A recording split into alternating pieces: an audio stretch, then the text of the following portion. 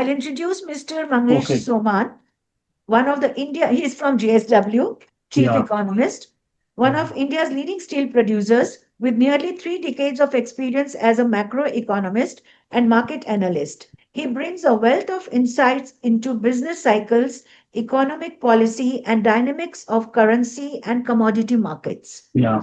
His impressive career includes leadership roles at the Aditya Birla Group, Hindalco, Tata Group, and contributions to the Economic Times and the Maharashtra Economic Development Council.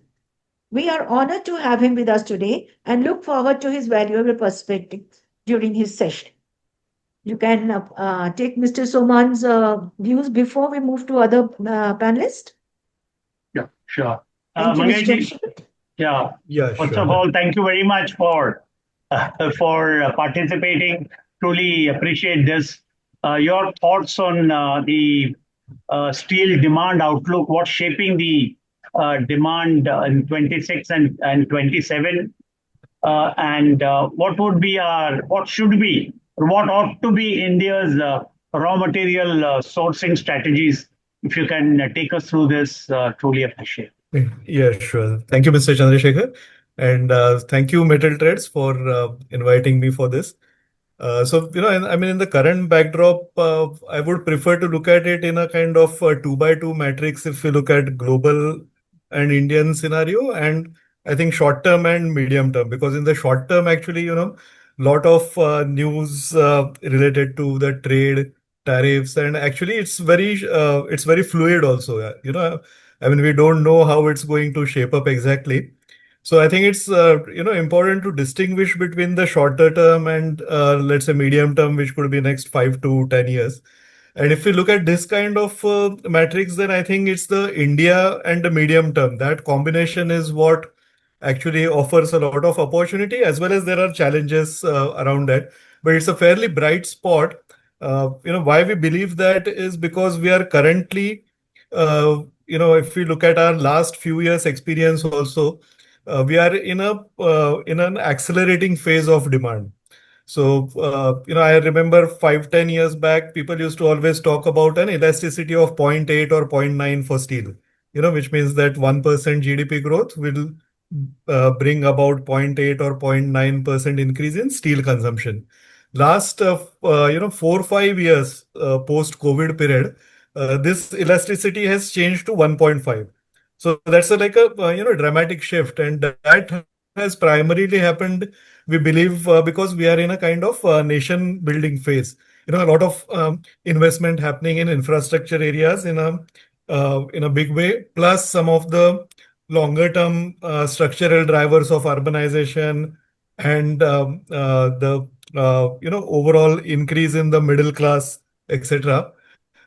So we are also at a very important juncture where we have crossed 100 kg of per capita consumption.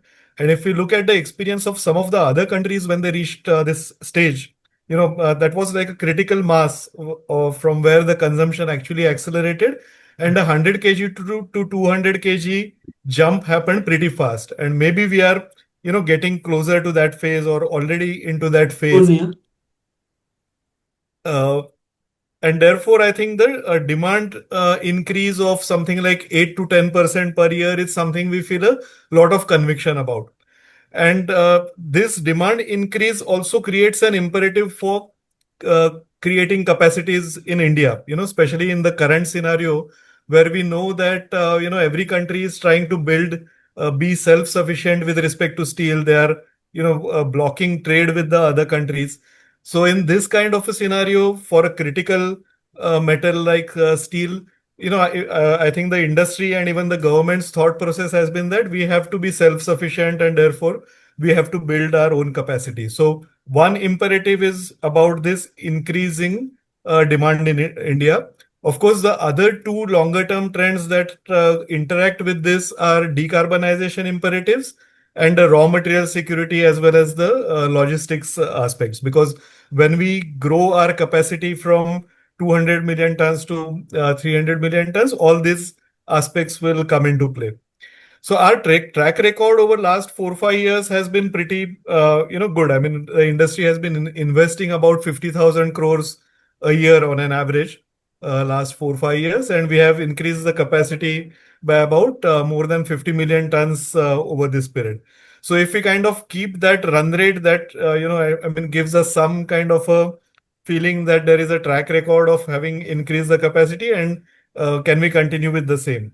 So the two aspects that will be important are the decarbonization and raw material security, logistics. So raw material, I think in earlier presentations it was discussed.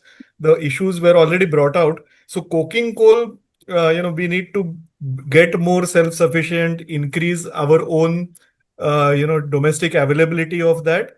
And there are some steps being taken. For example, washeries. Government is saying whether we can increase coking coal availability through the washery route. The industry is also looking at acquiring more, resources even outside of India. But having, taken into account all these efforts also, in with respect to coking coal, we are going to have a dependence on imports for a pretty long time. I think that's very certain. And in fact, with the way Indian capacities are growing now, India has become the main center of the growth in coking coal consumption. But the positive aspect is that on the capacity side, the global supply situation is improving. And also with, Mongolia exports going into China in a big way. So that infrastructure for China sourcing from Mongolia is improving. And with that, China's dependence on Australia is reducing. So on the supply side, there are some positive developments, I would say. Of course, one can from time to time have weather related disruptions, etc. I mean, those factors will go ahead, but with the some other parts of the world moving towards the scrap based production, etc., the coking coal demand will be more concentrated in India, and the supply side looks little bit more favorable. So that, I would say, is a positive aspect. With iron ore, of course, we have a lot of resources. There are and auctions are happening, new mines are coming up, so it's a kind of continuous catch up between the domestic requirement, which is growing at a pretty sharp rate, but even the supply side is I think responding to that. Plus, I think earlier, Mr. Chandrasekhar, you referred to the beneficiation, etc. Those efforts continue, and those are going to be important because we should be able to utilize more of the low grade iron ore if we have to meet our requirements. So I think these three things from an India longer term perspective.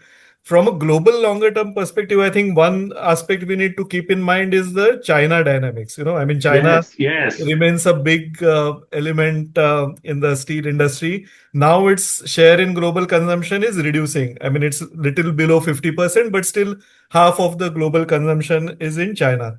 And China is going through a very structural kind of adjustment. We know their real estate sector is going through challenges. So their real estate investments are going to contract for some time, which means that their steel consumption is also going to, keep reducing. So the run rate appears to be going forward, maybe something like a 1.52% kind of a annual reduction in China's steel consumption. Now, the critical thing is whether China's production side will also respond to this, or so they are not building new capacities on a net basis in a big way, but their existing capacity itself is large and Excessive. is excessive, and that needs to correct. So whether their production side will respond to that. So this year, for example, towards the beginning of the year, we heard a lot of talk that China will curtail their capacity by about 50 million tons this year as a response to this kind of a demand scenario. China's own industry association is making calls for reducing the capacity. However, the data that we have so far for first 4 5 months, it shows that China is still, producing. Production growth is still there, and they are also exporting. Maybe May month, their production declined a little bit. But if we see, I mean, broadly Jan to May kind of a data, China's exports have continued on an already elevated level of last year. Last year, 115 million tons. So that creates a lot of pressure in the rest of the world in terms of the pricing. So it, of course, weakens the pricing environment in China, and that gets, Chinese deflation in a way gets exported to the rest of the world. and especially the Asian markets. And that's a pretty big concern. So maybe from China's point of view, a weak price environment does not hurt that much because their industry does not have to grow. But think of an Indian perspective where we have to keep investing in a capacity growth in line with our demand requirement, and then if that kind of import is coming in, that becomes a quite a concern. The weak pricing environment of China getting exported to India becomes a concern. And the government has, recently responded in some way to this with a safeguard duty. But the way the global scenario is changing, and there I come to my last point about the global tariffs and trade. So we know that the US has increased the tariffs to 50%. I think a bigger change. So they have had this 25% duty on steel, what is called as Section 232 duty in Yes. force since quite some time, since I think Yeah. 2018, since 2018. yeah, First so Mr. Trump Trump's version first number one. administration. Yeah, Yeah. yeah, yeah. But in the interim, this duty, there were a lot of countries which got exemptions, and the duty had been diluted in a way. So in Trump second administration, what we have seen is the exemptions have gone, at least for the time being, and also the duty has increased from 25 to 50, and then some steel derivative products have been added to the duty. So, what from our point of view, the bigger implications rather than let's say the direct export exposure that we have to US. Apart from that, the I think I would say two bigger issues from our point of view. One is that this is going to have an effect on the overall pie. The not just steel industry, even the downstream industry. I think the way negative sentiment, its impact on business confidence, investment decisions, so that shrinks the pie for the industry as well as for the downstream industry. And the second aspect is the trade diversion. So especially, Japan, Korea, which earlier had a preferential access to the US market because Correct, of exactly. exemptions. Now they have lost that preferential access. So that, material can flow in the other markets. And as you rightly pointed That'll out, come to India is a India, very obviously. obvious, attraction for them because this is Yeah, one, growing market in an overall global numbers that we see yeah. flat or slightly declining. Correct, So it's correct. an obvious attraction for them, and that's I think a big, issue of concern from a trade point of view for India. So Right, right. perhaps this, what the government has done so far may not be sufficient going forward. Let's see how the situation develops. I think with this overall macro scenario, there is going to be a negative impulse for the commodity prices in general. I mean, across commodities, and that will also be applicable to some extent for steel, iron ore, coking coal, etc. So we have to see how this situation develops, and maybe more measures will be required for the government to ensure that the industry remains in a healthy position and to be able to invest in the growth that we have in front of us in terms of the consumption. So I think I'll stop No, there. so thank you very much, Mangesh. But you are here. You are a big stakeholder. Therefore, I have one quick question. Yeah, I was just reading just a few days ago the OECD report on steel, yeah, and it says there's a huge surge in excess capacity, which is threatening the stability of the steel market. It's threatening employment. It's threatening all the decarbonization plans. And yeah, therefore, this excess capacity is projected to rise further yeah, in the coming years. And obviously, you know who the culprit is. And obviously, this continued expansion, it is despite weak growth in global steel demand. I think in the last 5 years, there has been growth, but I think it is not the robust growth that we saw 10 years ago. yeah, And therefore, this kind of capacity addition in a weak demand growth or modest demand growth situation is coming.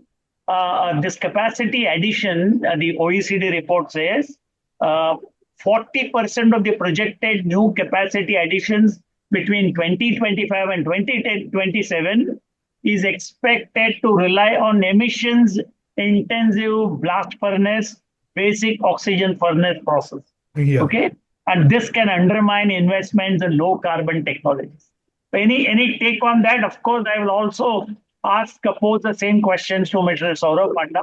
Yeah. But any thoughts on that? How do we? One is the impact of the excess capacity, Yeah. and second is the impact of the technology itself that is used for producing or creating more capacity, which is obviously highly emission intensive.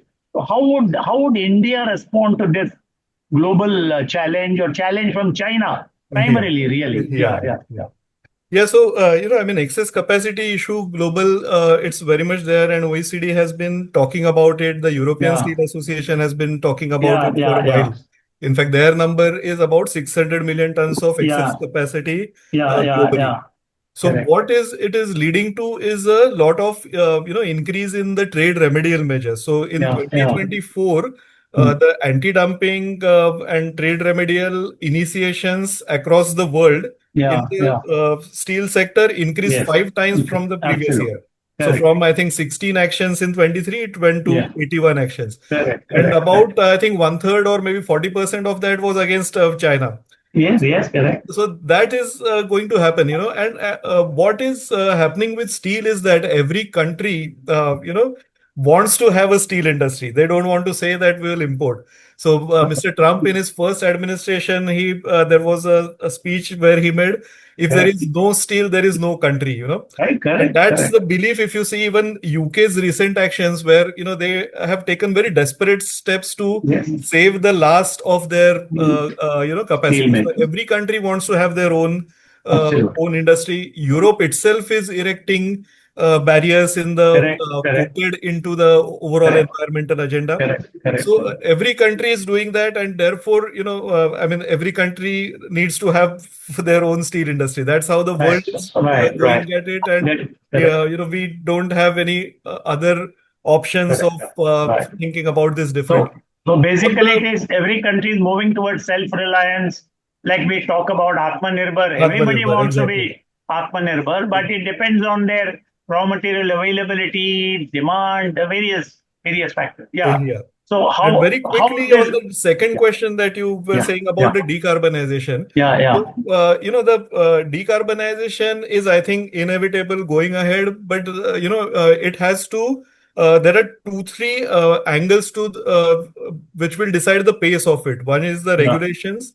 yeah, Second is the technology and the financial yeah, viability. yeah, So yeah, if we look at all the balance of these factors, consider for example the scrap availability. So yeah, to go to, let's say, a EAF yeah, route in a big way, transition completely, yeah, it's not practical at this point in time.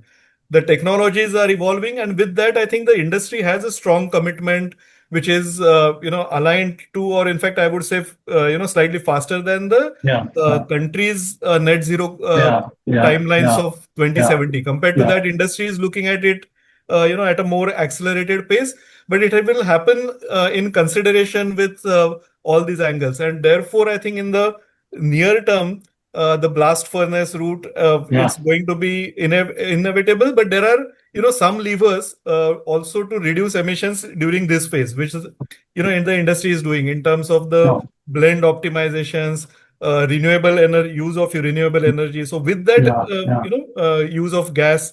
So those will be the interim steps until, the more, complete green kind of solutions I become know, I know. So viable and commercially applicable true, in that true, case. true, true, true.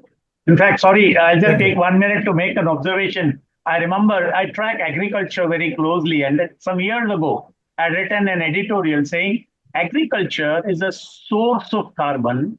It is also a sink for carbon. It Yeah. does both. Okay, and therefore I said, can we do the same thing to industry? Yeah. Industry is merely a source of carbon. Can we build industries in a way they also become a sink for carbon? So it was a big thought. Pata nahi, I'm not a technologist. I won't know how to do it. But it is for the industry people and the technologists to think about it. Anyway, but thank you very much, Mangesh, so much for your thoughts. Is Thank you. our Mr. Saurabh Kundu here? Yes, yes, Yes, he's please. there. Yeah.